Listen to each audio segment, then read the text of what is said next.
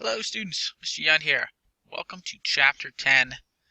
It's called the Jefferson Era. And there is a lot going on in this chapter. A lot of very exciting adventure-y type things. For example, the Lewis and Clark expedition. That's this chapter. That's a pretty cool thing that happened. A big long adventure. There's also the Barbary Wars, which we see pictured here. Little nugget of a conflict that people don't often talk about is there was these pirates in the Mediterranean Sea, and they wanted tribute from Jefferson, and Jefferson pretty much said, America, hashtag America, no way. And then we went to war with them and blew them all to smithereens. The Marines distinguished themselves in those battles. Very early Marines, of course. Things like that. And we finish off with the War of 1812, which is like the Revolution too, sort of, against Britain. Did you know that the British burned down the White House at the time? Well, it would have burned down completely, but there was a thunderstorm, so like the Capitol and the White House that the British had set on fire didn't burn down to the ground. The Star-Spangled Banner was written during the War of 1812. We failed to invade Canada. All kinds of good things happened. The Battle of Lake Erie with Commodore Perry, also the War of 1812.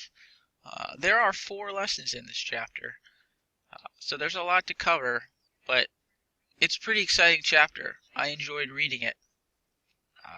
I missed the Thursday trip to Starbucks. I was so engrossed in the content of the Jefferson era.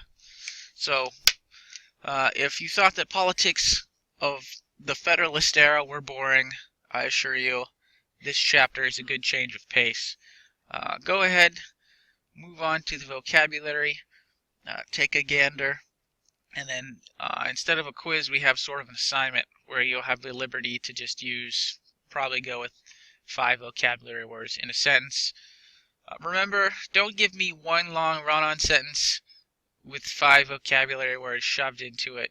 At least give me 5 separate sentences. Remember to bold the vocab, and hey, if you want to take some liberties with creativity, feel free to go ahead and do that. You can write a poem with 5 different sentences. You could make a newspaper article. One of my students has done that in the past. Turns out very well. Looks very cool. Have some fun with it. Or write a goofy story. It doesn't even have to be in the context of the chapter or colonial times or anything like that. But just make sure you use the words correctly.